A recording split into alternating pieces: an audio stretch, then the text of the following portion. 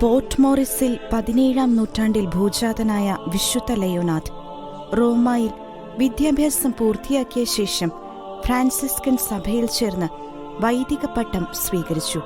കുടൽ സംബന്ധമായ രോഗത്താൽ 4 വർഷം കിടപ്പിലായിരുന്ന അദ്ദേഹം താൻ സുഖമാകുന്ന പക്ഷം ജീവിതം മുഴുവൻ പാപികളുടെ മാനസാന്തരത്തിനായി കാഴ്ചവെക്കുമെന്ന് വാഗ്ദാനം ചെയ്യുകയും തുടർന്ന് അത്ഭുത സൗഖ്യം പ്രാപിക്കുകയും ആയിരുന്നു.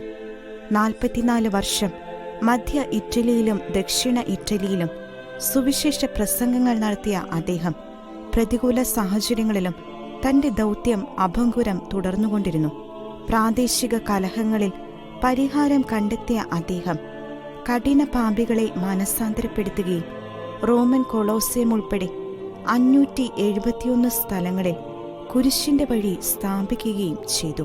പരിശുദ്ധ കുർബാന, തിരുഹൃദയ വിമലഹൃദയ ഭക്തികൾ പ്രചരിപ്പിക്കുന്നതിൽ തീക്ഷ്ണമതിയായിരുന്ന അദ്ദേഹം 1744 കോർസിക്കയിൽ സമാധാനം സ്ഥാപിക്കാനായി നിയമിക്കപ്പെട്ടു.